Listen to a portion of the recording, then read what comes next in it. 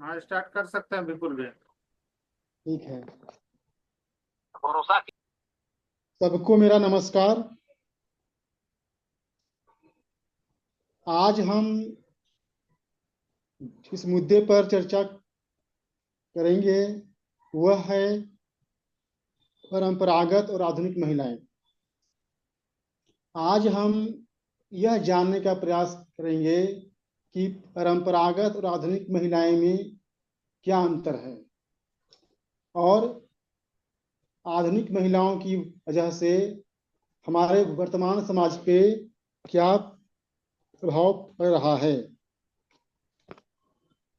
तो हम ये जानते हैं कि परंपरागत और आधुनिक महिलाएं, परंपरागत महिलाओं जो होती हैं, जो परंपरागत महिलाएं होती हैं वो भावना प्रधान होती हैं, लेकिन जो आधुनिक महिलाएं होती हैं वो बुद्धि प्रधान होती हैं। जो परंपरागत महिलाएं होती हैं वो विवाह, संतानोत्पत्ति तथा बच्चों के नैतिक विकास को अधिक महत्व देती हैं, परंतु आधुनिक महिलाएं काम वासना, स्वतंत्रता तथा बच्चों के भौतिक विकास को अधिक महत्वपूर्ण मानती हैं। आधुनिक महिलाएं जो होती हैं वो भौतिकवादी होती हैं। उनके लिए अपना कैरियर, अपना जीवन प्राथमिकता होता है। जो पारिवारिक व्यवस्था है, जो परिवार है, बच्चे हैं, उनके लिए वो उतना मायने नहीं रखता। इसके अलावे जो आधुनिक महिलाएं जो होती हैं वह सहजीवन को, मतलब जो पति पत्नी का संबंध है, जो पारिवारिक व्यवस्था है, वो उसमें उतना विश्वास नहीं करती हैं। लेकिन परंपरागत महिलाएं इस व्यवस्था को मानती हैं। जो परंपरागत महिलाएं होती हैं वह संयुक्त परिवार को महत्व देती हैं, वह संयुक्त परिवार रहना पसंद करती हैं। लेकिन जो आधुनिक महिलाएं होती हैं वो न्यूक्लियर फैमिली को अधिक महत्व देती हैं। एक अंतर और है कि जो परंपरागत महिलाएं होती हैं वो नैतिकता को, आचरण को, यौनिक पवित्रता को अधिक महत्व देती हैं। लेकिन जो आधुनिक महिलाएं होती हैं वह नैतिकता को उतना महत्व नहीं देती हैं। वह नैतिकता से समझौता करने को तैयार रहती हैं और उनके लिए भौतिकता अधिक मायने रखता है। जो परंपरागत महिलाएं होती हैं वो अन्य पुरुषों से आवश्यकता से अधिक दूरी बनाकर रखती हैं। लेकिन जो आधुनिक महिलाएं हैं वह गैर मर्दों के साथ दूरी नहीं रखती हैं, बल्कि वो नजदीकियां रखती हैं। जैसा कि आपने देखा होगा कि आजकल की जो महिलाएं हैं उनके बहुत सारे पुरुष मित्र होते हैं, ऑफिस में, स्कूल में या बाकी जगहों पर, जबकि परंपरागत महिलाओं में ऐसा नहीं पाया जाता। एक बात इसमें और है कि जो परंपरागत महिलाएं होती हैं वो दूरी बनाने का तो प्रयास करती ही हैं, लेकिन जब उनके साथ छेड़छाड़ की घटना होती है या गलत कार्य होता है तो वह उसे छुपाने का, दबाने का प्रयास करती हैं। परंतु उसी मुद्दे पर जो आधुनिक महिलाएं हैं, एक तो वह नजदीकियां रखेंगी गैर मर्दों के साथ, लेकिन अगर कुछ भी हो जाए, यहाँ तक कि बिना मतलब के भी वो आरोप लगाती हैं, वो झूठे आरोप लगाती हैं। जैसा कि आप सब आज के समय में देख रहे हैं कि हर बात पे झूठे मुकदमे दायर हो रहे हैं, यौन शोषण के मुकदमे दायर हो रहे हैं। तो ये आधुनिक महिलाओं की ही देन है। ये सारी कारस्तानी आधुनिक महिलाओं की ही है। एक तो इनको गैर मर्दों से कोई आपत्ति भी नहीं है और उन पर दोषारोपण भी करना है। एक बात और, जो परंपरागत महिलाएं होती हैं उनका पहनावा आधुनिक महिलाओं से काफी अलग होता है। परंपरागत महिलाएं साड़ी पहनती हैं, सलवार सूट पहनती हैं, लेकिन जो आधुनिक महिलाएं होती हैं वो स्कर्ट पहनती हैं, जींस टॉप पहनती हैं। लेकिन ये कोई आवश्यक नहीं है, क्योंकि जो आधुनिक महिलाएं होती हैं वो भी साड़ी पहनती हैं, तो ये उतना मायने नहीं रखता। लेकिन हाँ, ये भी एक पहचान है। एक बात और है कि जो परंपरागत महिलाएं हैं वो पारिवारिक जीवन में घुटन को बर्दाश्त कर लेती हैं, लेकिन आधुनिक महिलाएं घुटन की जगह फूटन को महत्व देती हैं। भले परिवार टूट जाए, समाज बिखर जाए, उनको इससे मतलब नहीं है। उनको चाहिए व्यक्तिगत स्वतंत्रता, चाहे उनकी व्यक्तिगत स्वतंत्रता ना चाहे। अब हम ये जानेंगे कि जो आधुनिक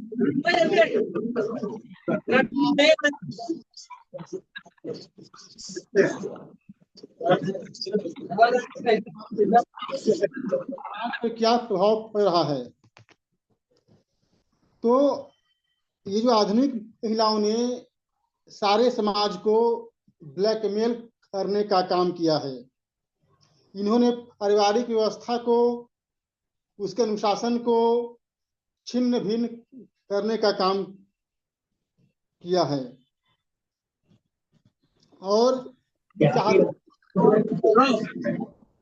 हम अपनी चालाकी से, धूर्तता से पूरे समाज पे हम अपना नियंत्रण रखे। आज के समय में जो तरह तरह के कानून आ रहे हैं, जो नई नई मांगे हो रही हैं, ये इन्हीं 2% धूर्त महिलाओं की देन है। इन्हीं लोगों ने ये नई नई मांगे खड़ी कर दी हैं। ये जो मुट्ठी भर आधुनिक महिलाएं हैं, ये आपस में संगठित हैं और इनकी शक्ति इतनी ज्यादा है, ये राजनीतिक दलों को भी मजबूर कर देती हैं। ये इनके पक्ष में कानून का निर्माण करें और इनका समर्थन प्राप्त करने की, जो केवल 2% हैं, उनका समर्थन प्राप्त करने की हमारे राजनीतिक दलों में होड़ मच जाती है। जैसा कि आज के समय में हम देख रहे हैं, महिलाओं को तरह तरह की सुविधाएं जा रही हैं, तो ये इन्हीं जो 2% महिलाएं हैं, इन्हीं की देन है। जो आधुनिक महिलाएं होती हैं वो सामाजिक अनुशासन को नहीं मानती हैं। उनके लिए यौनिक पवित्रता, लोकाचार, विवाह, इसका कोई महत्व नहीं है।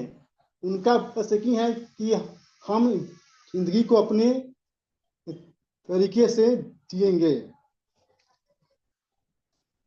जो परंपरागत महिलाएं हैं वो अपनी जिम्मेदारी को समझती हैं, वो किसी तरह के विशेषाधिकार की मांग नहीं करती हैं। लेकिन जो आधुनिक महिलाएं हैं उनको अपने जिम्मेदारी से, दायित्वों से कोई मतलब नहीं है, उनको बस चाहिए विशेषाधिकार। और इसीलिए वो रात दिन तिकड़मबाजी करती रहती हैं और कोई सत्तात्मक व्यवस्था तो ये वो करके समाज को गाली देती रहती हैं। और इन्हीं महिलाओं के चलते आज परिवार टूट रहे हैं, समाज में अव्यवस्था है, जो स्त्री पुरुष का संबंध बिगड़ रहा है। तो ये था आज का विषय जो मैंने आपके सामने रखा। आप सबने मेरी बात को सुना, इसके लिए आप सबका धन्यवाद। और उम्मीद करता हूं कि जो हमारे अन्य साथी हैं अपनी बात रखेंगे। धन्यवाद। धन्यवाद विपुल जी। कोई साथी अपनी बात रखना चाहेंगे?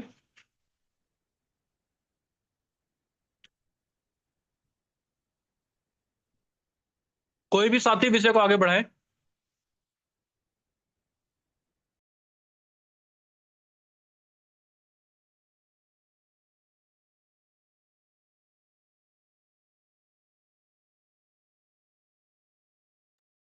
चलिए मैं थोड़ा सा इस विषय पे बोलता हूं।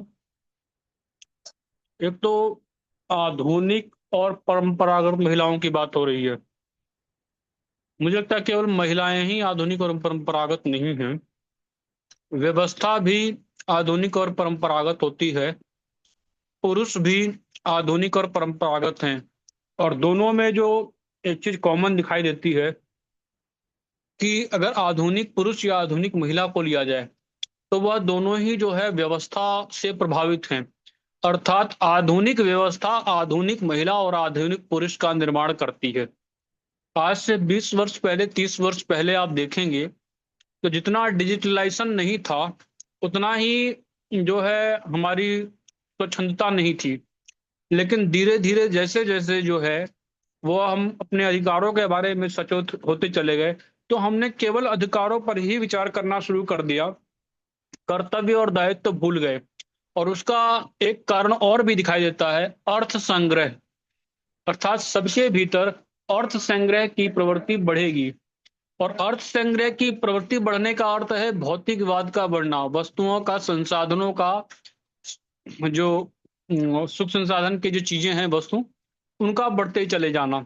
तो हर व्यक्ति जो है अच्छे से अच्छी लाइफ स्टाइल चाहता है। शारीरिक वासना की बात की जाए तो वह सब में होती है, लेकिन ऐसी व्यवस्थाएं बनी थी जिसमें समाज के भय से कोई अपनी शारीरिक आवश्यकताओं को भी पूरी नहीं कर पा रहा था, चाहे वो महिला हो या पुरुष हो। बहुत ऊंचे मापदंड स्थापित कर दिए गए। आज जब स्वतंत्रता मिली तो सबने उसका लाभ उठाने का प्रयास किया। और जो है जैसे हम प्राकृतिक व्यवस्था को देखते हैं तो उसमें जाहिर सी बात है पुरुष जो होता है वो थोड़ा सा ऐसा है कि जल्दी अट्रैक्टिव हो ही जाता है। तो आप कई स्थानों पर देखेंगे जहां महिलाओं को लाभ है, जैसे 498 को देख लीजिए, या झूठे आरोप लगाने की बात की जाए तो जाहिर सी बात है कि 100% केसेस जो है वो महिलाओं के द्वारा ही लगाए जा सकते हैं, पुरुषों के द्वारा नहीं लगाए जाते। वहां उन्हें प्राकृतिक स्तर पर एक लाभ मिलता है, तो उसका भी दुरुपयोग होता है। ये कहना कि महिलाओं के विरुद्ध अत्याचार, या जो हमारी कल की जो चर्चा चल रही थी दलितों के विरुद्ध अत्याचार, हमारी व्यवस्था का अधिक दोष दिखाई देता है कि वो जो है व्यक्ति के विरुद्ध अत्याचार या व्यक्ति के विरुद्ध जो है वह अपराध को नहीं मानती है, और इसी का जो है लाभ उठाया जाता है। परंपरागत महिलाएं जो हैं वो परिवार में एडजस्ट कर लेती हैं, ये बात ठीक है, लेकिन कई जगह देखने में आता है उनका वहां शोषण होता है या दबाया जाता है, और वो उस व्यवस्था में किसी तरह से लंबे समय तक एडजस्ट करती रहती हैं क्योंकि उनके पास विकल्प नहीं था। जैसे जैसे महिलाएं पढ़ लिख गई, शिक्षित हो गई, अब उन्हें समझ में आता है कि हमारे पास रोजगार का विकल्प है। और आर्थिक स्तर पर जब आपके पास स्टेबिलिटी आती है, तब आप फ्रीडम को जो है वो अधिक इंजॉय करते हैं। आप उसका जो है दुरुपयोग करने का भी प्रयास करते हैं, लाभ उठाने का भी प्रयास करते हैं। और इसमें जो है हमारा संविधान पूरी तरह से जो है समर्थन करता है। वैसे तो सहजीवन जो है वह एक संवैधानिक बाध्यता होनी चाहिए थी, लेकिन हमारे पास केवल एक ही अधिकार दिया गया है, मौलिक अधिकारों को सुरक्षित करने का संविधान ने दायित्व लिया है। और वह संविधान मौलिक अधिकारों को सुरक्षित कर रहा है, लेकिन जब बात सहजीवन की आती है तो सहजीवन बाध्यकारी न होने के कारण जो है वह स्वतंत्रता एक तरह से स्वच्छंदता में कन्वर्ट हो जा रही है। तो यहाँ पर व्यवस्था का एक दोष दिखाई देता है, लेकिन इसको हम कितना बचा पाएंगे और कितना नहीं बचा पाएंगे, इसमें व्यवस्था कितनी कारगर होगी। और जब जिसे हम आधुनिक युग कह रहे हैं, भौतिकवादी मशीनी युग कह रहे हैं, जहां हर कोई व्यक्ति सारे सुख संपन्न साधन स्वयं संग्रहित करना चाहता है, वहां पर उसको हम कितना सुरक्षित रख पाएंगे अपने परिवार व्यवस्था को, वो बड़ा कठिन कार्य है। लेकिन मुझे लगता है फिर भी एक संतुलन अवश्य बनाया जा सकता है। अर्थात एक तरफ तो जो संविधान है वह स्वतंत्रता दे, लेकिन दूसरी तरफ अगर समाज को सामाजिक अधिकार मिल जाए और सबके अधिकार समान हो जाए, चाहे वो परिवार में महिला हो या पुरुष हो या बच्चे हो या बूढ़े हो, तो मुझे लगता है वहां विशेष लाभ लेने का जो है कोई गुंजाइश नहीं रह जाती है। अगर किसी के ऊपर झूठा आरोप भी लगाया जाता है तो उसका भी मूल कारण यही है क्योंकि विशेष अधिकार दिए गए हैं, और विशेष अधिकार जब भी दिए जाते हैं उसका दुरुपयोग होता ही होता है। तो मेरे को लगता है महिलाएं समस्या नहीं है। जो 2% महिलाओं की जो आपने बात करी, या फिर जो राजनीतिक व्यवस्था है वो बड़ी समस्या है, जो परिवार व्यवस्था को तोड़ने की बात करती है। आप ये भी नहीं कह सकते कि महिलाएं सिर्फ जो है वो बच्चा पैदा करने की मशीन है, जैसे पुराने समय में होता था। अब उनको जब फ्रीडम मिली है, स्वतंत्रता मिली है, तो स्वतंत्रता का वो सदुपयोग करने की बजाय दुरुपयोग करना चाहती है। और मुझे लगता है मात्र 1 या 2% महिलाओं के कारण बाकी जो अन्य महिलाएं हैं वो भी कहीं ना कहीं इस समस्या से जूझती हैं। तो मुझे लगता है वास्तव में यह व्यवस्था का अधिक दोष है। इसको एक संतुलित किया जा सकता है, चाहे वो परिवार को आप अधिकार दे दें, या तो आप समाज को अधिकार दे, लेकिन दोनों के पास अधिकार रहेंगे तो कहीं ना कहीं सहजीवन संवैधानिक बाध्यता होगी। और आप एक सीमा से अधिक जो है स्वच्छंद नहीं हो सकते हैं, या आप स्वतंत्रता का लाभ नहीं ले पाएंगे। पुरानी व्यवस्था को हम देखते हैं तो वहां पर कुछ कुछ संतुलन बना हुआ था, लेकिन उस संतुलन में कैसे विकृति आई, कहाँ से आई और कैसे दबाया गया। जब दबाया गया तो जाहिर सी बात है द्वेष की भावना आती है। जैसे कल की ही चर्चा चल रही थी हमारी, तो बदले की जो भावना है, अब लगता है कि फेमिनिज्म का जो पूरा विचार है वो बदले की भावना से काम कर रहा है, न कि न्याय की भावना से। और अगर बदले की भावना से काम किया जाए तो चाहे हम पूरी दुनिया में देशों के बीच बदले की भावना देखें, या वर्णों में देखें, या महिला पुरुष में देखें, जब बदले की भावना ऐसी संकुचित भावना आती है तो निश्चित स्तर पर जो है वह जो शोषित है वह तो शोषित अपना शोषण रोक देता है, फिर वह दूसरे का शोषण करना शुरू कर देता है। अर्थात जो शोषित है वही बाद में शोषण का कार्य करने लगता है। तो अपराध के बदले अपराध की अनुमति नहीं दी जा सकती, शोषण के बदले शोषण की अनुमति नहीं दी जा सकती। लेकिन इसमें भारत की संवैधानिक व्यवस्था, कानूनी व्यवस्था जो है वो अधिक जिम्मेदार दिखाई देती है, जिसने समाज को ही गुलाम बना लिया है। जी धन्यवाद।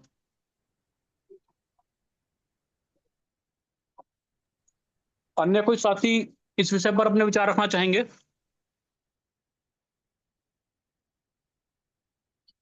जी प्रदीप जी। नमस्कार। नमस्कार जी। देखिए, कहीं भी सामंजस्य जरूरी होता है। ये प्राचीन समय और आधुनिकता में खास करके नारीवाद, ये कहीं से भी हमारे समाज के उपयुक्त नहीं है। जैसा अभी कहा गया कि नारीवाद जो है ये कहीं ना कहीं इसके अंदर बदले की भावना है कि हमारा सदियों पूर्व शोषण होते आया है तो उसका हम बदला लेंगे। कहीं ना कहीं उसमें ये भावना है, उसमें अति की भावना है, और अति सर्वत्र बढ़ जाएगा। दूसरी बात, आधुनिक दौर में निश्चित रूप से महिलाओं की भी भूमिका बदली है। वो घर की चारदीवारी से निकलकर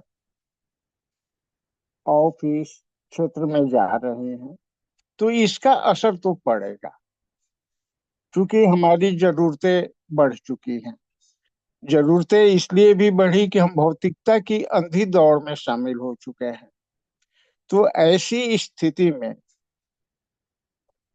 पति पत्नी या महिला या बेटी सभी सोच रहे हैं कि हम दो पैसे अर्जित करें, लेकिन ये नारीवाद जो है या कुछ कानूनों की चर्चा की गई, निश्चित रूप से वे कानून महिलाओं को कुछ विशेषाधिकार देते हैं। सबसे बड़ा विशेषाधिकार तो ये है कि कई मामलों में ये हो जाता है कि आरोपी को साबित करना पड़ता है कि वो निर्दोष है। ये स्थिति बहुत खतरनाक है। कानून की बात करें तो कानून ने तो इतने हाथ पैर बांध दिए हैं कि कुछ कहा नहीं जा सकता है। जो भुक्तभोगी हैं वही उसको समझ सकते हैं। हाँ, नारीवाद जहां तक है वो हमारे समाज की परंपरा से उसको तालमेल बिठाना होगा, नहीं तो फिर हम एक ऐसी दौड़ में शामिल हो जाएंगे जिसका कोई अंत नहीं है। आज आपके पास शक्ति है, कुछ विशेषाधिकार है कानून के रूप में, तो आप उनका दुरुपयोग करके अपने को संतुष्ट कर सकते हैं, लेकिन इसका परिणाम क्या होगा? तो इसलिए कहीं ना कहीं सामंजस्य बिठाना तो पड़ेगा हम लोगों को। यदि सामंजस्य नहीं बैठा तो ताना बाना तो इसी तरह से छिन भिन हो रहा है। सामाजिक ताना बाना जो है वो बहुत हद तक छिन भिन हो चुका है।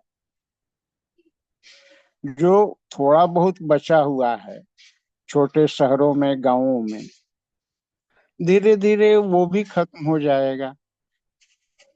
इसलिए हम लोगों को बहुत सोच समझ करके इस बिंदु पर आगे बढ़ना होगा और समाज को भी जागरूक करना होगा। बस, और कुछ नहीं कहना है। जी। अन्य कोई साथी?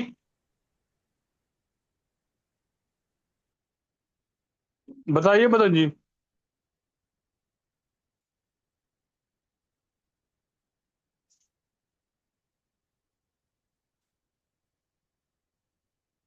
मदन जी कुछ कहना चाह रहे हैं आप?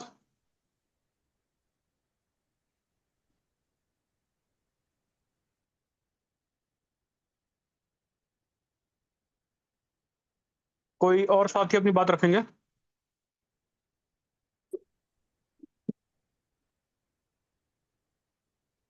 हेलो भैया जी, वैदराज बोल रहा हूँ।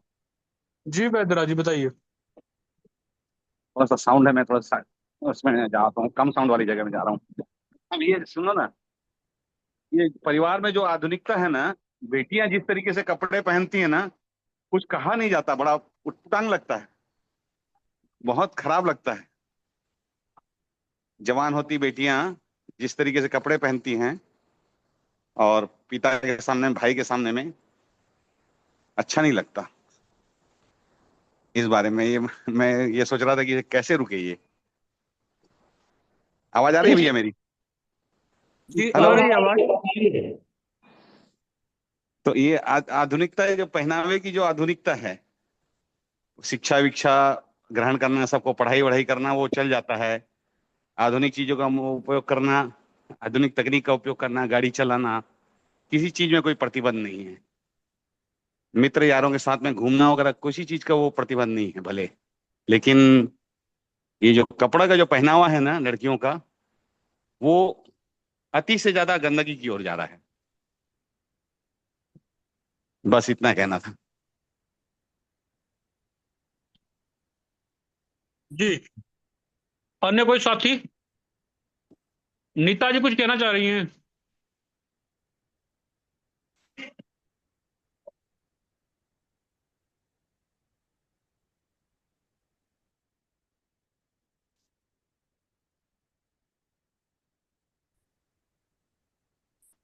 मैं कुछ कहता हूँ इस विषय पर।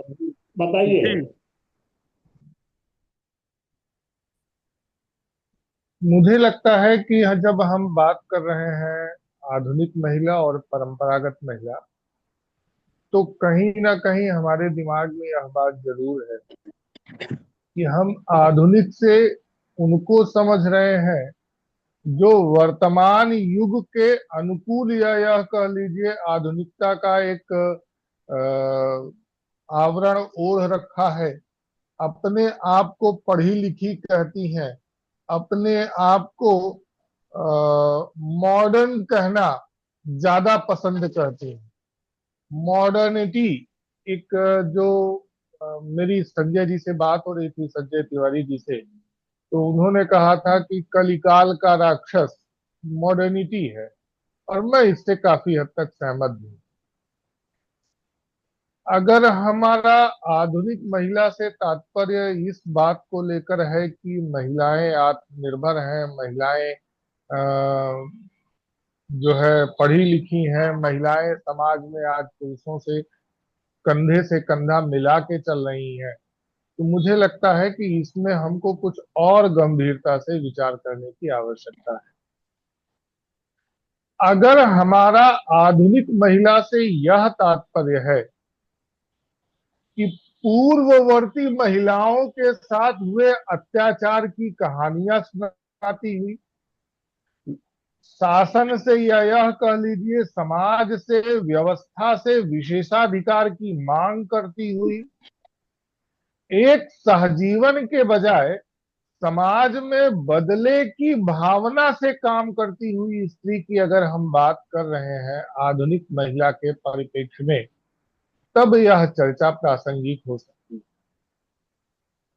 परंपरागत महिला से मैं यह समझता हूं कि परंपरागत महिला का यह कतई नहीं अर्थ लगाया जाना चाहिए कि वह घर की चूल्हा चक्की से सीमित अपने पति, बच्चे, परिवार के एक परिधि, या यह कह लीजिए कि परिवार की चार दीवारी के अंदर जीवन जीने वाली महिलाओं को हम परंपरागत महिला अगर समझ रहे हैं, तो मुझे लगता है कि वहां भी हमको थोड़ा और गंभीरता से सोचना चाहिए।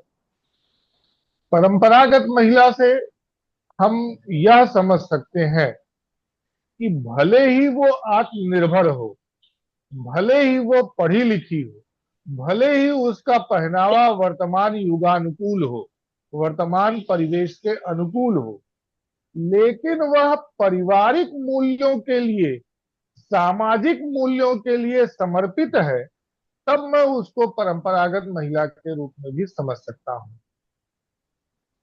परंपरागत महिला की जब बात आती है तो निश्चित तौर पे हमारा मापदंड यही होना चाहिए कि वह पारिवारिक मूल्य और सामाजिक मूल्यों के लिए कितनी समर्पित है। और आधुनिक महिला से सिर्फ एक अर्थ निकलता है कि वह कथित अत्याचार की कहानियां सुना के मिथकों के आधार पर विशेषाधिकार की मांग करती हैं और समाज को एक तरीके से पुरुषों को दबाना चाहती हैं, सिर्फ इसलिए कि हजारों साल की उनके पास फर्जी कहानियां हैं कि उनको दबाया गया। पश्चिम में एक विचारधारा बहुत फल फूल रही है जिसको वो फेमडॉम कहते हैं। किंगडम एक अलग शब्द है, राजशाही, राजा का शासन किंगडम, और फेमडॉम यानी कि महिलाओं का शासन। यह जो विचारधारा है कि महिलाओं का प्रभुत्व समाज पर स्थापित हो, पुरुषों पर स्थापित हो, यह विचारधारा निश्चित रूप से विध्वंसक है। अगर हम यह कह रहे हैं कि पुरुषों ने महिलाओं पर अत्याचार किया, सिर्फ इस आधार पर महिलाओं को अत्याचार की अनुमति दी जा रही है, तो निश्चित तौर पे हमारी व्यवस्था और समाज शास्त्र की समझ की कमी है। किसी को भी विशेषाधिकार उसके गलत होने या यह कह लीजिए अत्याचारी होने को या यह कह लीजिए कि समाज की धारा के विपरीत जाने को प्रोत्साहित ही करता है। विशेषाधिकार देने के बजाय समान अधिकारों पर अगर चर्चा हो तो मुझे लगता है ज्यादा सार्थक और ज्यादा व्यवहारिक चर्चा हो सकती है। आज भी वर्तमान परिस्थिति में अगर हम देखते हैं तो महिलाओं के साथ समानता का व्यवहार समाज में नहीं हो रहा। यदि संपत्ति के लिए उनको मायका और ससुराल दोनों में अधिकार दिया गया, न्यायालय के समक्ष उनको सिर्फ अपनी बात कहने तक की स्वतंत्रता दी गई कि आपको साबित कुछ नहीं करना है, सिर्फ कह देना है जो पीड़ित है या यह कह लीजिए जिसके ऊपर आरोप लगा रही हैं आप, उसे सत्य साबित करना है कि वह अमुक घटना के समय या आरोप मुक्त है। तो यह परिस्थितियां कहीं ना कहीं महिलाओं को एक प्रोवोक तो कर रही हैं, लेकिन समाज में अभी भी महिलाओं के साथ समानता का व्यवहार मुझे लगता है नहीं हो पा रहा। इस बात को साबित करने के लिए मैं सिर्फ एक उदाहरण देना चाहूंगा कि परिवार के अंदर तो महिलाओं की व्यवस्था पूर्व काल में भी मैंने देखा है, मेरे परिवार में भी मैंने देखा है कि घर के मामलों में, घर के अंदर के मामलों में, रिश्तेदारी के मामलों में, नात बात के मामलों में महिलाएं ही प्रतिनिधित्व करती थी। पुरुष उनका अनुसरण करता था, लेकिन सामाजिक मामलों में पुरुष निर्णय करते थे और महिलाएं उनका अनुसरण करती थी। आज यह व्यवस्था कहीं ना कहीं टूट रही है अथवा रूढ़ी सी बन गई है। इस पर थोड़ा सा हमको और गंभीरता से विचार करना चाहिए। बस बाबा मेरा ही। हेलो हेलो, बताइए। देखिए जो आप लोग अभी डिस्कस कर रहे हैं वो आधुनिकता नहीं है। आधुनिकता कोई स्ट्रगल नहीं है, लड़ाई कोई नहीं है। जब नई नई मूछें आनी शुरू होती है ना, तो उस समय जो तुर्कियत आदमी के भीतर आती है, रवानी आदमी के भीतर आती है, वही आधुनिकता है। और ये आधुनिकता हर 7 साल के बाद बदल जाती है। आपके 7 साल बाद आने वाला जो पीढ़ी है, आपके इसको और बड़ा करिएगा तो 14 साल 15 साल बाद आने वाला पीढ़ी है। तो ये जैसे ही जब बुद्ध को भी नई नई मूछें 14 साल की उम्र में निकलनी शुरू हुई थी, तो वो भी अपने को आधुनिक जिसे समझ रहे थे। आधुनिक के लिए महिला होना, पुरुष होना कोई मतलब का चीज नहीं है। जिस दिन आदमी के दोनों हाथ आजाद हुए, उस दिन भी आधुनिकता आई थी। वो क्रांतिकारी आधुनिकता उसको बोलते हैं लोग।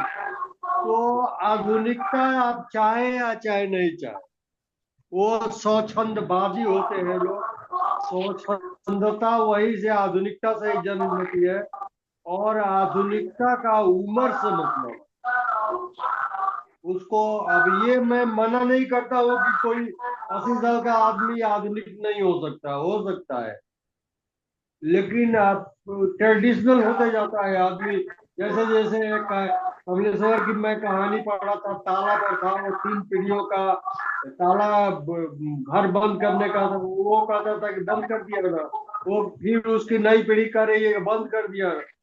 ऐसे ऐसे 3 पीढ़ियों तक उस समय उसको लगता था कि यार ताला बंद करवा रहा है, लेकिन फिर वही अपने पोते को ऑर्डर दे रहा है कि ताला बंद कर।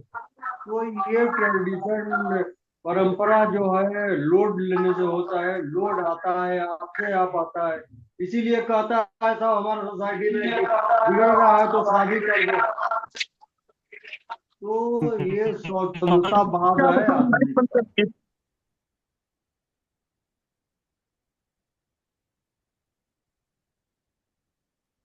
बताइए सरकार जी। मैं यही कह रहा था कि ये स्वच्छंदतावाद है। स्वच्छंद स्वच्छंदतावाद की एक उम्र होती है, अक्सर 12 के पहले ही ये आ जाता है। और फिर इसकी उम्र इसीलिए 25 तक कहा गया है कि कंट्रोल करके रखो, लड़का लड़की सबको। उसको हमारे शास्त्रों में कहा गया है कि उसको पद्मासन लगाने को बोलो, उसको पढ़ने लिखने को बोलो। मतलब उसमें जो ले लेगा ले लेगा, नहीं लेगा तो वो तो स्वतंत्रतावादी होता चला जाएगा, तो उसी को आप आधुनिक कहेंगे। आधुनिक कोई होता होता नहीं है। बाद में सबको ट्रेडिशनल ही होना, शो कर ले, कुछ भी कर ले। यही मैं कह रहा। नमस्ते सभी साथियों के लिए। बताइए मदन जी। परम परंपरागत और आधुनिक महिलाओं में क्या अंतर है, क्या डिफरेंस है, इस विषय पर आज गंभीर चर्चा चल रही है। तो आज हमारी जो शिक्षा व्यवस्था है, उस शिक्षा व्यवस्था से आधुनिक जो मतलब नई पीढ़ी है हमारी, वो मतलब एक हमारा जो आदर्श था भारत का, वो कम होता जा रहा है। घरों में जो मतलब लड़कियां अब शिक्षित हो रही हैं, इंटर बीए एमए करने के बाद शादी हो जाती है उनकी, तो वो 50% मतलब सेवा नहीं कर पाती, सास ससुर को रोटी नहीं खवाती, 1-2 साल में ही वो अलग हो जाती है, उनका चूल्हा अलग रखा जाता है। तो मतलब ना तो उनके अंदर एक आदर भाव, एक सम्मान का जो मतलब परिवार में हित प्रेम सबसे वो समाप्त होता जा रहा है। जो मतलब परंपरागत मतलब कुछ पहले हमारी जो बुजुर्ग कुछ ऐसी महिलाएं थीं, घर परिवार को चलाती थी, घर में 10 व्यक्ति परिवार, महिलाएं बच्चे सब होते थे, सबका खाना बनाती थी, सारी उम्र जो है वो घर परिवार में ही उनका समय बीतता, अपने नाती पोतों में मतलब बढ़िया सुचारू रूप से घर का संचालन करती थी। और भाई भाइयों में भी हित प्रेम था। और महिलाएं भी वो नहीं चाहती थी लड़कों की भी शादी हो जाए, उनको भी ये चाहती थी कि हमारी बहू घर से अलग ना रहे। लेकिन जो हमारी शिक्षा व्यवस्था है, वर्तमान व्यवस्था है, या तो शिक्षा व्यवस्था का ऐसा असर हो रहा है, पाश्चात्य संस्कृति हमारे देश में पनप रही है, उससे जो हमारे घर परिवार टूटते जा रहे हैं। तो मतलब इस तरह से हमारी मतलब अगर 10 कोई नई बहू है और 10 व्यक्ति भी आ जाएं बाहर के, तो उनकी भोजन व्यवस्था बनाने में, चाय बनाने में भी बहुएं अरकस आती हैं। तो वो यही चाहती हैं कि मैं अपने पति के ही साथ रहूं, पति का ही खाना बनाऊं, और न जेठ का, ननद का, जेठानी का, किसी का भोजन ना बनाऊं, अलग उसे कमरा चाहिए। तो इस तरह से हमारे जो घर परिवार निरंतर टूटते जा रहे हैं। आज वर्तमान में हम देखते हैं, अगर एक पिता के 5 लड़के हैं और पांचों की शादी हो गई, तो उनके मतलब चूल्हे जो है वो अलग ही मिलेंगे। भाई भाइयों में तो प्रेम मिलेगा, लेकिन जो बहुओं में वो ना तो एक दूसरे के पास बैठेंगी, जो सगी संबंधी हैं, मतलब सगे भाई की पत्नी है उसके पास ना बैठेंगी, अड़ोसी पड़ोसियों से तालमेल बनाए रखेंगी। तो जो हमारी निरंतर मतलब परंपरा है घर परिवार की, वो टूटती जा रही है। किस तरह से हमारे परिवार संगठित रहें, ये बड़ा ही विचारणीय प्रश्न है। बस इतना ही कहूंगा। हेलो, मैं कुछ कहना चाहूंगा। देखिए, ऐसा है, जिससे हम प्रेम करते हैं उसे सुविधा देते हैं, जिसे हम घृणा करते हैं उससे जो है उससे लेना ही चाहते हैं। बेटियों को कौन आदमी ऐसा है जो पढ़ा लिखा के ये नहीं चाहता है कि वो नौकरी करें, या जो और आगे की सोच के लोग हैं वो चाहते हैं कि बेटियां हमारी बिजनेस करें, बिजनेस वुमेन बने। सभी लोग चाहते हैं क्योंकि बेटियों से प्रेम करते हैं। पत्नियों से, जो जिनकी पत्नियां एजुकेटेड हैं, नौकरी कर रही हैं, उनके पति प्रेम कर रहे हैं, उनके लिए वो खाना बना रहे हैं उनके साथ, उनको हर चीज में उनके साथ वो खड़े। लेकिन जो लोग पत्नियों को वस्तु मानते थे, अपना गुलाम मानते हैं, जिन्हें वो सिर्फ भोग की वस्तु मानते हैं, वो सिर्फ उनसे उम्मीद करते हैं कि वो जॉब भी कर ले और सबको जो है खाना भी खिला दे, 10-20 लोगों का बावर्ची भी बन जाए। तो वो मानसिकता है। किसी चीज को सही गलत कहने से पहले उसको समझना चाहिए। अगर हम मूड बना के उसको सही गलत ही कहने लगेंगे तो समझ नहीं पाएंगे। जैसे हम बाजार जाते हैं, सामान खरीदने से पहले अगर हम रेट भाव ही करने लगे तो हम सही सामान नहीं खरीद पाएंगे। हमें पहले यह जानना है कि हमें लेना क्या है और हमें कौन सा सामान लेना है। उसके बाद यदि हम रेट भाव करेंगे तो हम सही सामान ले पाएंगे। उसी प्रकार से किसी भी व्यवस्था को, एक व्यवस्था थी जो परिवर्तन हुई, जो बदली। व्यवस्थाएं जब बदलती हैं तो दुष्ट लोग, ठग उसका फायदा उठाते हैं। इसीलिए भारतीय संस्कृति में व्यवस्था परिवर्तन को लेकर बहुत ज्यादा इच्छुक नहीं रहते। लेकिन अब व्यवस्थाएं परिवर्तन करने के लिए ठगी का एक माध्यम हो गया है, तो हमेशा व्यवस्थाएं परिवर्तित होती रहती हैं। फिलहाल जो व्यवस्था भारत में परिवर्तित हुई, जिसमें दादी नानी की जो बातें थी, जो काम था, उसको छोड़कर लोग स्कूल जाने लगे और पढ़ के नौकरी पाना या बिजनेस करना। तो दादी नानी की जो बातें थी उसको लोग भूल गए। तो एक जो पीढ़ी बनी उसमें बहुत से असफल महिलाएं हुई जो न पढ़ लिख पाई और दादी नानी का जो काम भी नहीं सीख पाई। तो उन्होंने व्यवस्था को विकृत कर दिया। उनके ऊपर या उनके कृत्यों को आधार बनाकर ठग जो है पूरी महिला समाज को या अग्रणी महिलाओं को या आधुनिक महिलाओं को के ऊपर अपनी भड़ास निकाल लिया करते। और यह स्वाभाविक भी बात है। अपने से अच्छा देखकर आदमी कुपित होता ही है।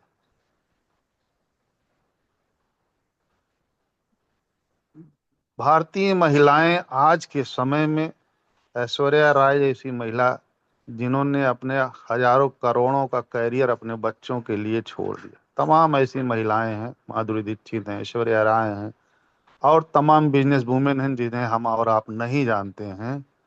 उन्होंने अपने बच्चे की परवरिश के लिए अपना हजारों करोड़ों रुपए का काम छोड़ दिया और अपने बच्चों का पालन पोषण कर रही हैं। ये तो हो गई ऊंचाई की बात।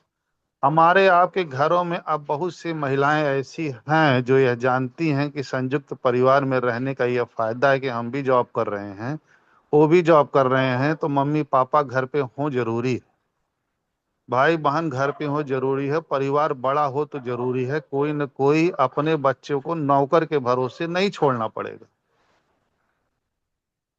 तो इस स्थिति को जो लोग समझ पाए हैं वो उसको सहेज रहे हैं। अब व्यवस्था परिवर्तन में अयोग्य लोग समाज पे छा जाते हैं और दुष्ट उस पे एग्जाम्पल सेट कर लेते हैं। ठग उसको एग्जाम्पल सेट करके सबको कहने लगते हैं। ये ऐसी स्थिति समाज की है। धन्यवाद।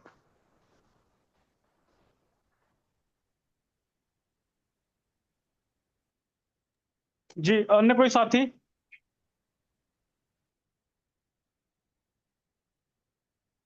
ब्रजेश जी। जी बताइए विपिन जी। नमस्कार सभी सबको। साथियों को प्रणाम। तो पहले विपिन की बात लेते हैं। कहने दीजिए साथी को, कहने दीजिए, हम तो बात में कह रहे हैं। बताइए। जी बोलिए सुमन जी। जी मैं बोल रहा हूँ आधुनिक महिलाओं के बारे में। आजकल आधुनिक महिलाएं होना भी बहुत जरूरी है, क्योंकि हमने बहुत सारे घरों में देखा के जो बच्चे रहते हैं, जो महिला पढ़ी लिखी रहती है, वो बच्चों का पूरा ध्यान रखती है, बच्चों का होमवर्क कराती है, क्या पढ़ा क्या नहीं पढ़ा पूरी उसका पूरा टाइम टेबल रखती है। तो मैं कहता हूँ कि महिलाएं घर में अगर पढ़ी लिखी होगी, अच्छी संस्कारित होगी, तो हमारा देश का उज्जवल भविष्य होगा। क्योंकि पुरुष व्यक्ति अपने घर परिवार पर इतना ध्यान नहीं दे सकता, क्योंकि वो कमाने जाता है, फिर नौकरी से आता है, थका हारा रहता है, कई प्रकार की मानसिक टेंशन रहती है, तो वो घर परिवार पर इतना ध्यान नहीं दे पाता है। मगर महिलाएं भले कितने ही काम करेगी, नौकरी करेगी, व्यापार करेगी या घर का काम करेगी, फिर भी अपने बच्चे अपने परिवार पर पूरा ध्यान रखती है। तो आधुनिकता जरूरी है, वर्तमान समय के अनुसार आधुनिकता जरूरी है। परंपरागत महिलाएं के बारे में कहना चाहता हूँ, परंपरागत महिलाओं में कुछ महिलाएं रूढ़िवादी होती है और कुछ अंधविश्वासी भी रहती है, और आधुनिक जो महिलाएं रहती है वो अंधविश्वासी कम रहती है। हमारे देश में वर्तमान स्थिति में महिलाओं के बारे में मैंने मतलब रिसर्च तो नहीं करा, पर मैं देखता हूँ।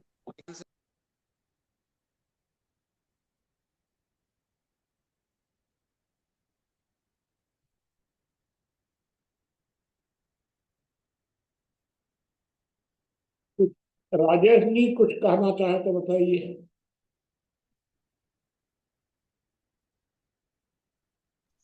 जी राजेश अब बताइए राजेश प्रजापति जी। जी मुनि जी प्रणाम, सभी को प्रणाम।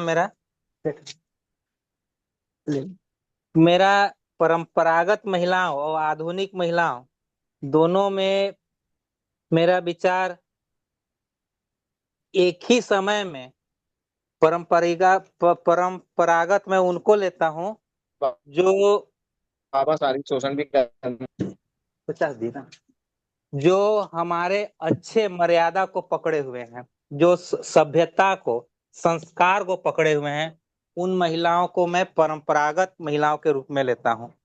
और आधुनिक महिलाओं को उनको समझता हूं जो पाश्चात्य जो संस्कृति है उसको पकड़े हुए हैं।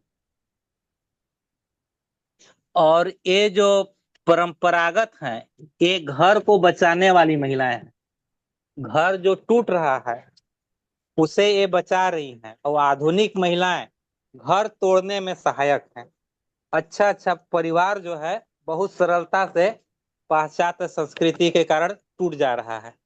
और इसमें जो उसका कारण है कि वो पहनावा पाश्चात्य पहन रहे हैं, खान पान जो पकड़ रहे हैं वो पाश्चात्य ही है। उनका रीति रिवाज, घूमना फिरना, इस तरह का जो पकड़ेंगे वो तो भाई घर परिवार को तोड़ेंगे। और बस मैं ही शॉर्टकट कह के अपनी बात को समाप्त करता हूँ। अभी विस्तृत ये में भी अपने साथ नीता जी हैं, जी नीतू जी हैं। आप लोग कोई बात अगर रखना चाहे तो जब रखना चाहे आपको हम लोग पूरा समय देंगे। बाबा जी मैं 5-7 मिनट बाद बोल पाऊंगी। अच्छा जी ठीक है, और बताइए कोई। जी धन्यवाद। कल ला के देंगे अभी। जी मुनि जी प्रणाम। हाँ बताइए पूरन सिंह जी। देखिए, ये जो विषय है इसको महिलाओं को दो भागों में आपने बांटा है। अब युग के साथ मिलकर के चलना ही ठीक है। काफी समय से सुन रहा हूँ पूरे विषय पे। विकृतियां जिनको आप परंपरागत महिला कहते हैं उनमें भी थी, और विकृतियां आज भी हैं जिनको आधुनिक महिला कहते हैं उसमें भी है। विकृतियों का कभी भी ऐसा युग नहीं रहा जब से सभ्य मानव ने जन्म लिया या सभ्यता के हम अपने को सभ्य कहना हमने शुरू किया, तब से ऐसा कोई कालखंड हमको ध्यान में नहीं आता है जिसमें विकृतियां न हुई हों। गलतियां होना स्वाभाविक है और उनका समाधान होना भी स्वाभाविक है। ये दोनों बातें हैं। वहां देखो जाके, वो उसमें सुनाई दे रहा है जी। दूसरा क्या है कि महिलाएं जहां तक है कि वो अपने परिवार के प्रति, समाज के प्रति और स्वयं के प्रति जागरूक रहती ही हैं। अब विकृतियों के बहुत सारे कारण हैं, जैसे कि असुविधाओं का होना, घर में कोई दुराचरण होना, उनको ठीक प्रकार से सम्मान न मिलना। महिला को हम ये कहेंगे कि वो घर की बहू है, लेकिन कोई नौकरानी नहीं है। लेकिन ऐसा भी नहीं है कि मानव द्वारा जो संवेदनाएं हैं उनको इग्नोर किया जाए। मानव संवेदनाओं को इग्नोर करे, ऐसा भी नहीं ठीक है। लेकिन ऐसा भी नहीं ठीक है कि कोई किसी महिला को एकदम नौकरानी बना करके छोड़ दिया जाए। तो दोनों चीजों में कहीं न कहीं और कमी का दर्शन होता है। रूढ़िवादिता और आधुनिकता, ये दो शब्द हैं। आधुनिकता क्या है? समाज के साथ सामंजस्य ही है, वो कोई अलग से कोई कृत्य नहीं है। पढ़ना लिखना, ऑफिस जाना। और आज तक तो देखिए, जिनको हम आधुनिक कहते हैं, हमारी बिग कमांडर व्योमिका सिंह ने और अपने सहयोगी के साथ, और उन्होंने पाकिस्तान जैसे देश में जाकर के वहां बमबारी कर दी। ये उनका कदम आधुनिकता से और पॉजिटिव पॉइंट का है, और जिनके कारनामे से पूरा देश उनकी प्रशंसा कर रहा है। इस विषय में हम सरकार की नीतियों के बारे में कुछ नहीं कहेंगे, लेकिन एक सैनिक के नाते उनके बारे में हमने बात। तो जहां तक आधुनिकता के लाभ भी हैं और नुकसान भी हैं, इस सिक्के के दो पहलू हैं जिनको न तो बहुत नकारा जा सकता है और न ही स्वीकारा जा सकता है। अब हमने ये शब्द प्रयोग किया कि न ही स्वीकारा जा सकता है, तो आधुनिकता की आड़ में जो असामाजिक व्यवहार है या दुराचरण है, ये कतई इसकी स्वीकारोक्ति नहीं होनी चाहिए। लेकिन खेल के क्षेत्र में, शिक्षा के क्षेत्र में, युद्ध के क्षेत्र में, कलाओं के क्षेत्र में या अन्य किसी क्षेत्र में महिलाओं का आगे बढ़ना कोई गलत बात नहीं है। भारत की संस्कृति में जिनको हम परंपरागत महिला कहते हैं, या जिस संदर्भ में हम सब मिलकर के ऐसा सोचते हैं, वहां भी अपाला, गार्गी, घोषा जानी गई हैं, मानी गई हैं, वैदिक महिलाएं हैं, उनको कहा गया है। मध्यकालीन का इतिहास देखें तो युद्ध क्षेत्र में तमाम नारियों ने और युद्ध की बागडोर संभाली है और देश को विभीषिका से समय समय पर बचाया है। तो आधुनिकता के पीछे जो नग्नता है वो नहीं ठीक है।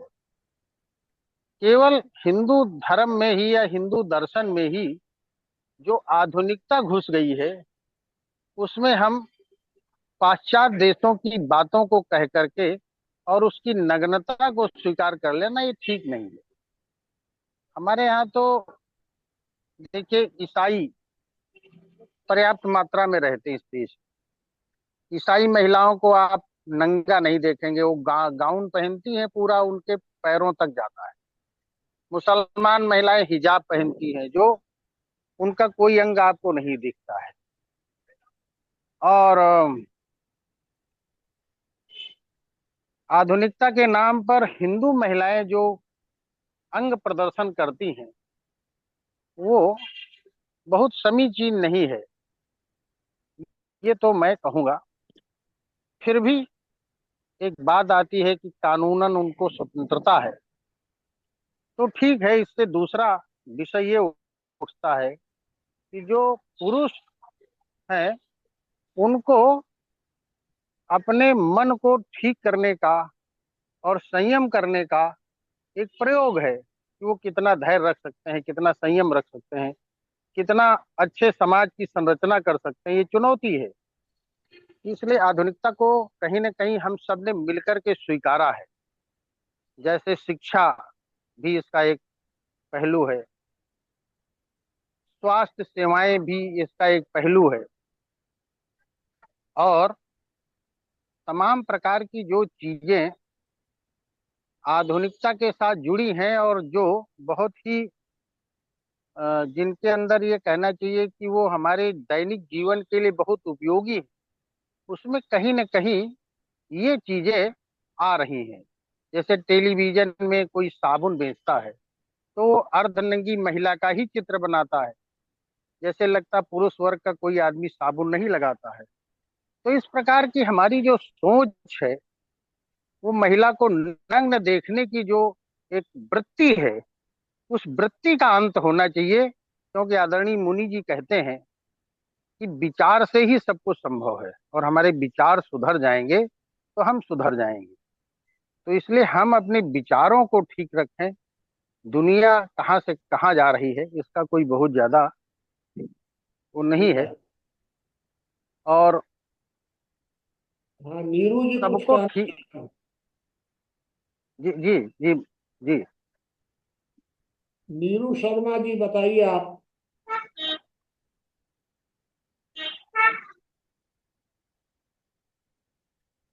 चलिए, और कोई साथी?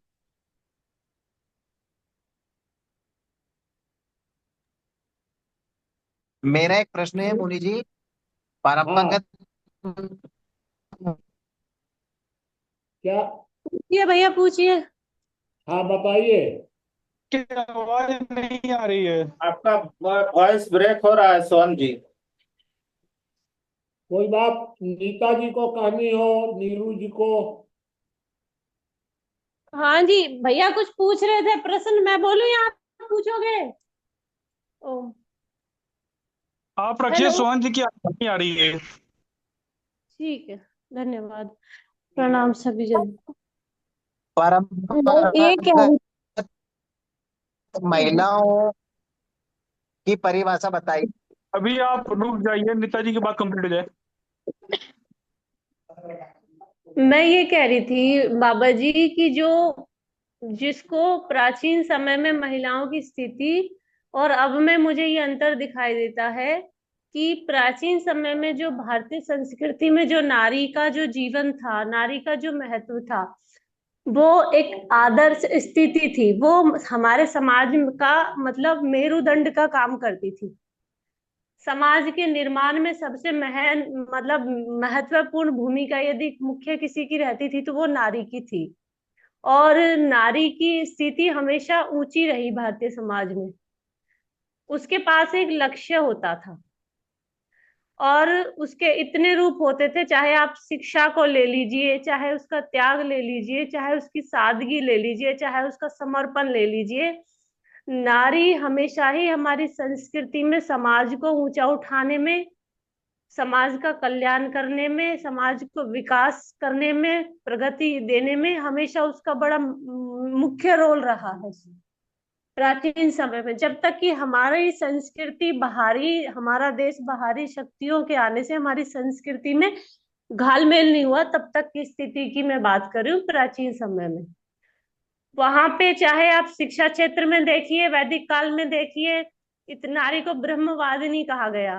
वो यज्ञचार्य तक होती थी, वो शिक्षा देती थी, धर्म शिक्षा तक देती थी। जब भी अपाला, घोषा, गार्गी, बहुत सारी ऐसी ब्रह्मवादिनी महिलाएं थी, ऋषिकाएं थी। उसके बाद चाहे युद्ध क्षेत्र में देख लीजिए, युद्ध क्षेत्र में रानी दुर्गावती एक नाम आता है, अहिल्याबाई, रानी दुर्गावती, और अपना झांसी की रानी, वो तो मध्यकालीन की बात है, लेकिन पुराने प्राचीन समय में। और उसके अलावा आप चाहे तपस्या के क्षेत्र में, धर्म के क्षेत्र में देख लीजिए, मीराबाई अपनी वो जो राम सबरी मीराबाई, धर्म क्षेत्र में भी नारी, तपस्या के क्षेत्र में भी पिछड़ी नहीं थी। और त्याग, समर्पण, रानी तारा का नाम आता है, बहुत समर्पित नारियां। उसके बाद जीजाबाई, मध्यकालीन में जीजाबाई का समर्पण। तो उस समय नारी के का एक लक्ष्य होता था, उसको मतलब अपने आप को, उस परिवार का निर्माण करना उसका लक्ष्य है, परिवार रूपी पौधे को सींचना, उसको फलाना। तो जब तक नारी में संस्कार था, संस्कृति को भी जानती थी, संस्कार से संस्कृति हमारी मजबूत थी। लेकिन आज की जो नारी है, अभी जो नारी है, उसके पास कोई लक्ष्य नहीं है, उसको भ्रमित किया गया है, कुछ तो वो भ्रमित हो गई स्वतंत्रता के चक्कर में। नारी की, आज की नारी की वो मतलब उसकी स्थिति इतनी खराब हो चुकी है कि उसे खुद भी होश नहीं है, जिसको कि हम जरूरत कहते हैं। हमारी जरूरत के चक्कर में कि चलो पैसा या स्वतंत्रता हम थोड़ा सा हमारी जरूरत थी, क्योंकि बाहरी सत्ताओं के आने के बाद ये रूढ़िवादिता आई, पर्दा प्रथा आया। प्राचीन समय में, हमारे समय में हमारे देश में नारी के साथ कोई अत्याचार नहीं होता था, उसको बहुत विशेष सम्मान प्राप्त था, स्वयंवर जैसा अधिकार उसको केवल नारी को था, पुरुषों को नहीं था। लेकिन बाद में जब अंग्रेज, मेरी आवाज आ रही भैया? जी। तो जब बाहरी सत्ताएं आई तो नारी के जीवन से बहुत सारी रूढ़िवादिता जुड़ गई, पर्दा प्रथा, बाल विवाह, तो ये सब, ये जो चीजें आई, उनसे मुक्ति पाने के चक्कर में, स्वतंत्रता के चक्कर में नारी का जीवन, नारी पूरा बलि चढ़ गई, उसको भ्रमित किया गया। आज ये स्थिति है, अगर कोई लड़की फैशन नहीं करती है या कुछ, कोई लड़की कमाती नहीं है, तो उसको जल्दी से कोई एक्सेप्ट भी नहीं करता। आज समाज की स्थिति, समाज की दिशा और दशा से दोनों ही खराब हो चुकी है, और उसका वो शिकार हो गई, कुछ तो हो गई, कुछ कर दिया गया। तो आज की नारी जो है, वो तो ना समाज में उसका कोई महत्वपूर्ण रोल है, ना परिवार में है, और ना ही उसने अपने लिए उसका कोई लक्ष्य है। बस मैं तो ये, मेरी बात समाप्त हो गई बाबा जी। जी, अन्य कोई साथी अपनी बात रखना चाहेंगे?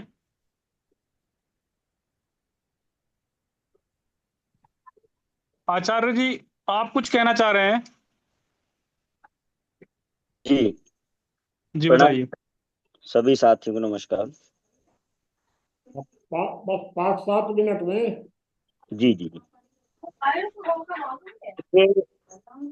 जहाँ दोपहर 9 बजे आजीबा और परंपरागत जो शब्द हैं, तो परंपरागत का यदि हम पर्यायवाची करें तो प्राचीन शब्द हो जाएगा। दो चीजें इसमें बड़ी समझने वाली ये हैं कि देखिए, जब सामाजिक व्यवस्था का कोई भी स्वरूप परिवर्तन होता है तो उसको हम आधुनिक कह सकते हैं। आधुनिक केवल कपड़े से नहीं होता, और मैं तो मानता हूं कि जो आधुनिक का जो अर्थ है उसको हम कह सकते हैं कि एक नई शुरुआत का पक्ष लेना, कह सकते हैं अतीत का परित्याग करना या अतीत का त्याग करना। अब वो कैसे, जो तर्क संगत नहीं है, ऐतिहासिक, इसीलिए इसमें एक शब्द जोड़ा गया, ऐतिहासिक मूल्य की पुनर्व्याख्या करना। और इसमें 4-5 चीजें मूल रूप से आ जाती हैं। इसमें तकनीक का, विज्ञान का बहुत बड़ा महत्व होता है, तर्क का बहुत बड़ा महत्व होता है, व्यक्तिवाद का बहुत बड़ा महत्व होता है, और उद्योग जो है, औद्योगिकरण जो है वो विशेष रूप से बढ़ता है। शहरीकरण का एक बहुत विस्तार होता है। कहने का तात्पर्य ये कि मनुष्य की जो पारंपरिक जीवन शैली होती है उसमें सब बदलाव की दृष्टि में आ जाते हैं। लेकिन 2-3 चीजें इसमें समझने वाली है। जहां विचारों की बात कही गई कि विचार जैसे हमारे अगर अच्छे होते हैं तो सब कुछ बिल्कुल ठीक है। दूसरा ये कि परंपरा हमारी जो सार्वभौमिक रही है, जैसे परिवार एक परंपरा रही है, समाज एक परंपरा रही है, रिश्ते एक परंपरा रही है। यदि इस समय के युग में हम देखें तो इसमें कहीं ना कहीं कोई कमी आई है।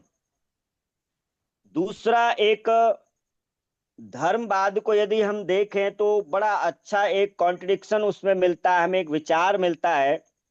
धर्म, अर्थ, काम और मोक्ष। मनुष्य जीवन को 4 परिधियों में, 4 दीवारों में बांधा गया, और कितना सरल स्वभाव दिया धर्म।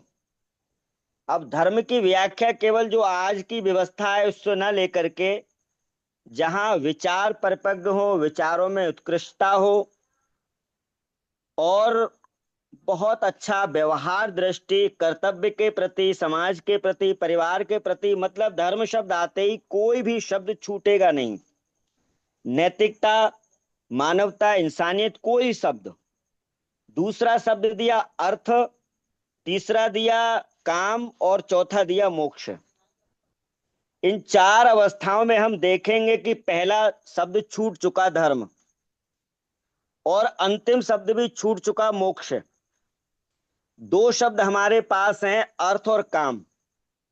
यदि आज की दृष्टि में हम व्यक्ति को देखें, केवल महिलाओं की स्थिति में ही नहीं। आचार्य, आवाज नहीं आ रही है जी, आवाज सिग्नल जी। ब्रजेश जी आ रही है ब्रजेश जी। तब अर्थ और काम, यह प्रत्येक व्यक्ति के जीवन में लक्षित हैं, क्योंकि धर्म का विचार और मोक्ष का चिंतन, ये दोनों चीजें छूटने से अर्थ और काम की अब काम को केवल सेक्स से ना लें।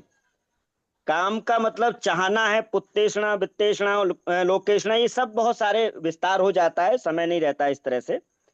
तो मैं तो एक ही शब्द कह करके इस समय संतुष्टि करता हूं कि इस समय जो है वो अर्थ युग है, और इस अर्थ युग में येन केन प्रकारेण जब व्यक्ति का या महिला का, क्योंकि वो एक इकाई है, जब चिंतन केवल सुख सुविधाओं भोग के लिए होता है, तो वहां पर पारंपरिक जो हमारी व्यवस्थाएं हैं, चाहे वो रिश्ते हैं, चाहे वो संस्कार हैं, चाहे वो समाज है, परिवार है, उसमें कहीं ना कहीं टूटन होगी। एक बात कह करके अपनी वाणी को विराम दूंगा। जहां पर कपड़े आदि की जो व्यवस्था है, जैसे कि आज हम देखते हैं सब, यदि इसको हम देखें अब से 20-30 मतलब बल्कि 40 साल पुरानी एक फिल्म थी, नहीं, गंगा तेरी, मैं नाम भूल रहा हूं उसका, फिल्म का लगभग 40 राम तेरी गंगा मैली थी क्या? हो गई। तो उस फिल्म को देखिए तो 50 साल या 40 साल पुरानी फिल्म है, उसमें उस हीरोइन का आप देखेंगे कपड़े वगैरह पहनाओ। तो मैं केवल कपड़ों से इस बात को नहीं आंकता कि केवल कपड़ों की जो है, हाँ, क्योंकि फैशन डिजाइनर या जो तकनीक जो आती है, और उसमें कोई भी चीज हम जब सामने, समाज के सामने रखते हैं, तो मनुष्य का स्वाभाविक गुण होता है एक, क्योंकि मनुष्य की 2 प्रवृत्तियां हैं, थोड़ा वहीं आना पड़ेगा। एक मन प्रवृत्ति है और एक आत्मिक प्रवृत्ति है। तो मन की प्रवृत्ति ऐसी होती है, वो सुख सुविधाओं की ओर जाता ही है, प्रकृति की ओर जाता ही है, कुछ नयापन देखने के लिए जाता ही है। तो वहां ये सारी चीजें जब बाजारवाद का बहुत बड़ा एक रूप स्वरूप दिखाई देता है, तो कुछ हम अलग हट करके दिखना चाहते हैं, ये उसी का परिणाम है। और पुनः मैं एक बात कह करके वाणी को विराम दे रहा हूं, जहां विज्ञान और तर्कसंगत विचार का उदय, व्यक्तिवाद का उदय, औद्योगिकरण, शहरीकरण और ऐतिहासिक मूल्य की पुनर्विचारना, पुनर्स्थापना या पुनर्विचार करना, जैसे स्वामी विवेकानंद, स्वामी दयानंद, गांधी जी, इन सबको भी हम आधुनिक ही कहेंगे, क्योंकि उन्होंने प्राचीन व्यवस्था को एक नया आयाम दिया था। तो इस लक्ष्य में जो है हमारी जो पारंपरिक रिश्ते रहे हैं, परिवार रहे हैं, समाज व्यवस्था रही है, एक आदर्श व्यवस्था का मैं नाम इसलिए लूंगा कि हमें पिता के साथ कैसे बात करनी चाहिए, दादा के साथ कैसी बात करनी चाहिए, यदि यहाँ पर हास हो रहा है तो मैं समझ रहा हूँ व्यक्ति का गिरा नीचे की ओर गिर रहा है, और आधुनिकता से यदि जुड़ा हुआ है तो उसमें कोई गिरावट नहीं है। ये मैंने बात रखी जी, धन्यवाद। ठीक है, तो देखिए, कुल मिलाकर विषय तो बहुत बड़ा है, और हम लोग को आज केवल परंपरागत महिलाओं पर हम लोग चर्चा कर रहे हैं। बाकी जो परंपरागत परिवार, परंपरागत समाज, आधुनिक समाज, इसकी चर्चा तो कल करेंगे। ये एक बात तो उन्होंने कही थी कि वस्त्र के बारे में, तो भाई अगर कोई परिवार अनुमति देता है कि ठीक है तुम भड़काऊ कपड़े पहनो, तो हम रोकने वाले कौन होते हैं? उसको समाज उसको नहीं रोक सकता। ये परिवार को अनुमति होनी चाहिए। अगर परिवार सोचता है कि भाई ये थोड़ा बढ़िया कपड़ा पहनेगी तो कहीं शादी कर लेगी, इतना झंझट नहीं पड़ेगा, सोचने दीजिए, उसमें क्या दिक्कत है हम लोग। चलिए, लेकिन आज के विषय पर हम चर्चा करें। एक ज्ञानेंद्र जी ने कहा कि नारीवाद पश्चिम से आया है। क्यों आया पश्चिम से? पश्चिम में क्यों आया, यह महत्वपूर्ण प्रश्न है। तो जो नारीवाद है, इसकी आवश्यकता पश्चिम में इसलिए महसूस हुई कि पश्चिम का टकराव इस्लाम से था, और इस्लाम ने महिलाओं को बहुत अधिक जकड़ दिया था। इस्लाम में आपको यह बता दें कि इस्लाम में महिलाओं को आधा, पुरुष की तुलना में आधे अधिकार दिए गए थे। अगर न्यायालय में या पंचायत में भी कोई महिला गवाही देती तो एक महिला को आधा वोट मिलता था वहां। ये कानून है मुसलमानों का, और बाकी आप रहन सहन सब महिलाओं का देख ही रहे मुसलमानों में। तो इस तरह मुसलमानों के बढ़ते प्रभाव के कंपटीशन में वहां ईसाइयों में नारीवाद आया। अब भारत में स्थिति क्या हुई? देखिए, मैं ये देख रहा हूं अभी कि पिछले 50 वर्षों में भारत में आसमान जमीन का फर्क दिख रहा है महिला पुरुष संबंधों में, सिर्फ 50 साल में। और जो भारत मुसलमानों का कई सौ वर्ष गुलाम रहा, इसका अर्थ यह है कि भारत में भी मुस्लिम संस्कृति का प्रभाव जरूर पड़ा होगा महिला पुरुष संबंधों पर उस समय। हो सकता है, मेरे पास कोई प्रमाण नहीं है, हो सकता है कि इन 200, 300, 400 साल तक मुसलमानों का रहा है भारत में। 50 साल में तो इतना अंतर दिख रहा है, 400 साल में कितना प्रभाव आया होगा ये आप सोच सकते हैं। तो हो सकता है कि भारत में भी महिलाओं के अंदर जो बुराइयां दिख रही हैं, वो उसका कोई प्रभाव पड़ा हो, उसका कोई परिणाम आया हो सकता है। खैर, अब हम आज के विषय पर चर्चा करें तो सबसे बड़ी जो बात यह है कि परंपरागत महिलाएं अपने बच्चों को नैतिक संस्कार देती थी। वे उन्हें ऐसी शिक्षा देती थी कि जिससे बच्चों के अंदर अच्छे संस्कार जाए। तो नैतिकता प्रधान शिक्षा होती थी। और आधुनिक महिलाएं भौतिक उन्नति की तरफ ज्यादा शिक्षा देती है। तुमको धन कमाना है, तुमको नौकरी करना है, तुमको बड़े बड़े पोस्ट में जाना है, भले भ्रष्टाचार करना हो, जो करना हो करो। तो भौतिक उन्नति को ज्यादा महत्व सिखाया गया और नैतिकता को महत्व कम दिया गया। ये परंपरागत और इन दोनों का फर्क मैंने आपको बताया। दूसरी बात थी कि जो परंपरागत महिलाएं हैं वो सहजीवन, परिवार के अंदर सहजीवन, इसको बहुत महत्व देती रही है। और आधुनिक महिलाएं स्वतंत्रता को ज्यादा महत्व देती हैं। परिवार एक रहे, टूट जाए, जितना जल्दी टूट जाए कोई हर्जा नहीं है, लेकिन स्वतंत्रता मिलनी चाहिए। अब इसके अच्छे बुरे परिणाम तो आप सोचिएगा, मैं तो शॉर्ट में आपको बताता जा रहा हूं। तीसरी बात यह है कि परंपरागत महिलाएं कर्तव्य प्रधान होती थी। यहां तक कि अगर परिवार में उनका शोषण भी होता था तब भी वे कभी समान अधिकार की मांग नहीं करती थी, क्योंकि अधिकार वो जानती ही नहीं थी, परंपरागत महिलाएं। आधुनिक महिलाएं समान अधिकार से भी संतुष्ट नहीं है। अगर आप उनको समान अधिकार दे दें तो कहेंगे नहीं, हमको विशेष अधिकार भी चाहिए। उनको समान अधिकार भी चाहिए और विशेष अधिकार भी चाहिए।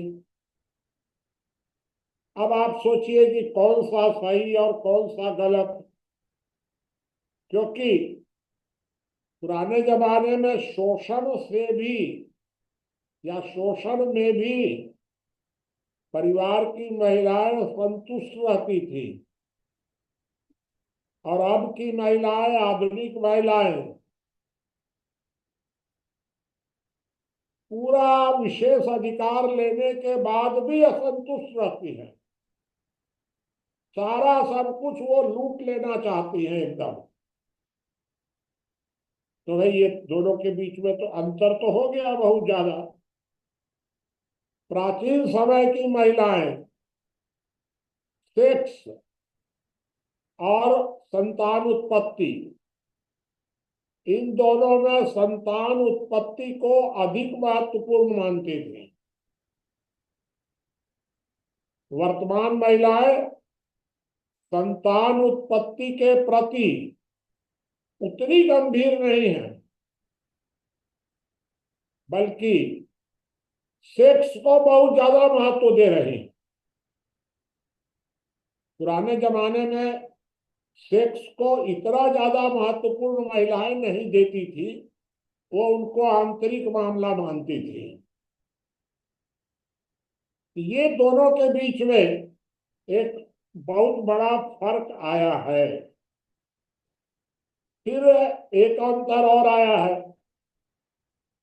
कि परंपरागत महिलाएं परिवार भाव को ज्यादा मानती थी। परंपरागत महिलाएं भावना प्रधान होती थी। वर्तमान महिलाएं बुद्धि प्रधानता को बहुत महत्व देती हैं वर्तमान नहीं माने आधुनिक महिलाएं बुद्धि प्रधानता को अधिक महत्व देती है और भावनाओं को वो कोई महत्व नहीं देती है।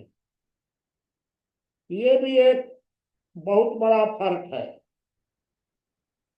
एक बहुत और अंतर है कि जो परंपरागत महिलाएं थीं वे अपना अपना व्यवहार वे ये सोचती थी कि इस संबंध में हमें समाज क्या कहेगा, इस बात की बहुत चिंता करती थी। अगर कोई किसी महिला के साथ किसी प्रकार की छेड़छाड़ हुई तो प्राचीन महिलाएं उसको छिपाती थी या परिवार तक सीमित रखती थी। आधुनिक महिलाएं मामूली छेड़छाड़ को भी ऐसा बवंडर बना देती है कि आसमान सिर पर उठा लेती है। अरे छेड़छाड़ को वो बलात्कार तक सिद्ध कर देंगी। ये आधुनिक महिलाओं और परंपरागत महिलाओं में बहुत ज्यादा फर्क है। मेरा अपना अनुभव है कि जो परंपरागत महिलाएं थी वो अगर बाहर निकलती थी तो बहुत ज्यादा आकर्षक वेशभूषा में नहीं, परिवार में भले ही वो रह जाए आकर्षक। आधुनिक महिलाएं परिवार में चाहे जैसे भी रहे, अगर बाहर निकलेंगी तो बहुत ज्यादा आकर्षक अपने को दिखाना चाहती हैं। इस तरह मैं ये कह सकता हूं कि आधुनिकता और परंपरागतता, आप अगर इन दोनों के बीच में तुलना करेंगे तो दोनों जगह कहीं ना कहीं कमजोरी है। एक बात आप सोचिए, अभी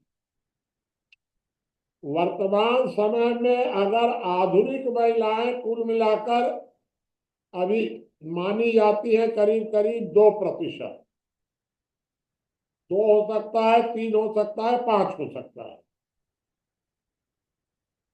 अभी भी परंपरागत परिवारों की संख्या 95 है जहां परंपरागत महिलाएं, यद्यपि धीरे धीरे आधुनिकता की तरफ बढ़ रहे। तो आधुनिक और परंपरागत में इतना तो फर्क है, लेकिन 95% पारंपरिक परिवारों में आज भी कुल तलाक की संख्या कम है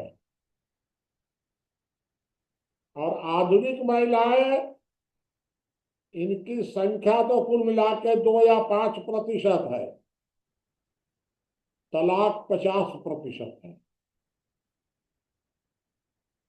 ये कितना अंतर है। परंपरागत महिलाओं में सेक्स की भूख, या उसको कहिए आप बलात्कार के मामले, या उसको कहिए चरित्रहीनता के मामले, चरित्रहीनता के मामले परंपरागत परिवारों में 95% होते हुए भी आधुनिक महिलाओं की तुलना में कम है। उनकी संख्या कुल मिलाकर है कितनी, 2 या 5%। लेकिन अगर चरित्रहीनता के मामले में आप बढ़िया से आकलन करेंगे तो आधुनिक महिलाओं की तुलना में उनका अधिक गिरा हुआ है। इन सब बातों को मिलाकर हम सब लोगों को यह विचार करना पड़ेगा, कल हम लोग फिर विचार करेंगे इस विषय पर कि हम लोग को विचार करना पड़ेगा कि हम परंपरागत को इसी तरह चलने दें या परंपरागत व्यवस्था को आधुनिकता में बदलने दें। देखिए, आप किसी भी प्रकार से परंपरागत जो परिवार व्यवस्था या समाज व्यवस्था है, इसको आप आधुनिकता में बदलने से रोक नहीं पाएंगे, लेकिन इसका आधुनिकता में बदलना बहुत नुकसानदेह भी है और रोक भी नहीं पाएंगे। इसलिए हम लोग कल इस विषय पर विचार करेंगे कि परंपरागत और आधुनिक समाज व्यवस्था, आज हम लोग केवल महिलाओं पर चर्चा किए हैं, पुरुषों पर तो आज कोई चर्चा किए ही नहीं है। कल हम लोग पूरा विषय लेंगे कि आधुनिक परिवार व्यवस्था की परंपरागत परिवार व्यवस्था, आधुनिक समाज व्यवस्था, परंपरागत परिवार व्यवस्था, आधुनिक धर्म व्यवस्था, परंपरागत धर्म व्यवस्था, दोनों में क्या अंतर है और बीच का रास्ता क्या निकाला जा सकता है। क्योंकि मैंने एक बात आपको बताई कि आप परंपरागत व्यवस्था को लंबे समय तक आप बचा नहीं सकेंगे, और यदि आपने इसमें संशोधन नहीं किया तो गंदी आधुनिकता हावी हो जाएगी। ये मैंने आपके सामने कुछ विषय रखा है, आप अब आगे जो बोलना चाहे बोल सकते हैं, पूछना चाहे पूछ सकते हैं।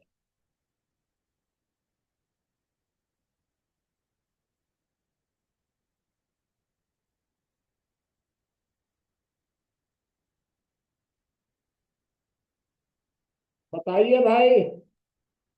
बाबा जी देखिए, आपको कहीं से ये कोई अधिकार प्राप्त नहीं है कि परंपरावादी महिलाओं या आधुनिक महिलाओं को किसी को भी जो है आप ब्लेम करो कि वो सही है, वो गलत है, वो चरित्रहीन है, वो चारित्रिक रूप से ठीक।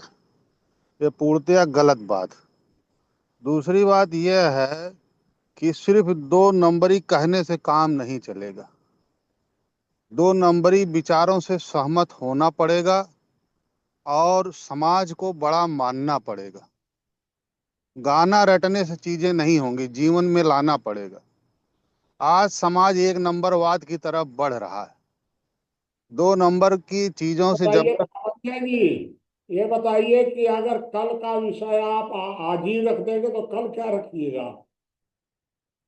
ये जो आप बोल रहे हैं तो कल का विषय है। चलिए ठीक है बाबा। आज के विषय पर अगर कोई बात हो तो बताइए, ये आप कल बताइएगा फिर।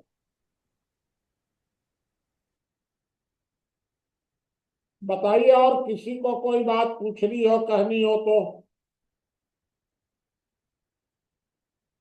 कोई सुनील देव जी लिख रहे थे कोई बात। जी बाबा, मैंने लिख दिया, लेकिन मैं ये जानना चाह रहा था, जैसे हम लोग नई समाज व्यवस्था की बात करते हैं, तो क्या इसको आधुनिक शब्द कह सकते हैं या कल, नहीं? वो कल ना, नई समाज व्यवस्था कल। जी जी जी। आज तो केवल हम लोग महिलाओं पर चर्चा कर रहे हैं। जी बाबा, हमारे यहाँ आंधी आ गई है बहुत तेज। क्या चीज? आंधी बारिश आ गई बाबा, बहुत तेज। हाँ ठीक है। आचार्य जी, हमारे यहाँ तो पिछले 1 घंटे से आ रही है। जब नारी शक्ति को इस तरीके से ब्लेम किया जाएगा भैया, तो आंधी आएगी। ठीक कहा आपने। इसीलिए मैं कह रहा हूं कि हम लोग, भाई आपको मैं ये बता दूं, आज से 50 साल पहले हमारे घर घर की महिलाएं पर्दा भी करती थी। कभी दुकान के बगल में कभी जाकर खड़ी नहीं होती थी।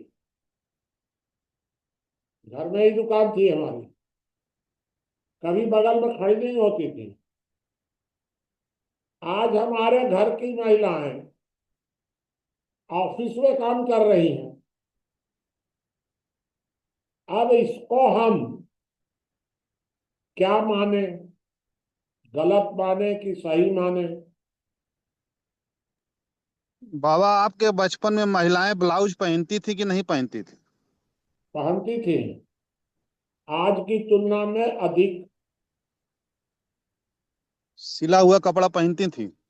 हाँ हाँ, आज की तुलना में अधिक। आज जितना महिलाएं कम कपड़ा पहन रही हैं, उस समय अधिक पहनती थी।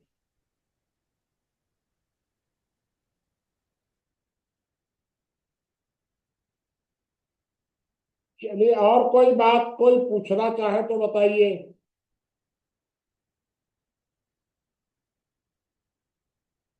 भाई देखिए, विषय बहुत बड़ा था, मैंने उसको थोड़ा शॉर्ट में ही रखा, क्योंकि टाइम के हिसाब से मैं सोचा कि इसको ज्यादा लंबा नहीं करेंगे।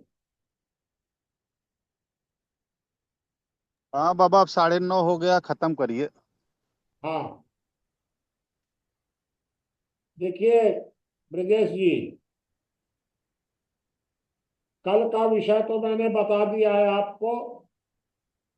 कल का कोटेशन नंबर हम आपको लिख के भेज देंगे, इसी के आसपास है जो अभी था। ये 5710 से शुरू होगा कल। आज था 5736, सिर्फ आज एक कोटेशन था। कल वाले में 10-15 कोटेशन हो जाएंगे उसी में। और आज वाले विषय को भी कल भी आप जोड़ सकते हैं, उसमें कोई दिक्कत नहीं है। ब्रजेश जी, आप अब रॉबिन जी मीटिंग समाप्त कर सकते हैं। आज के जूम चर्चा कार्यक्रम में जुड़ने के लिए सभी साथियों का बहुत बहुत धन्यवाद। कल फिर एक नए विषय के साथ मिलेंगे, तब तक के लिए सभी को नमस्कार।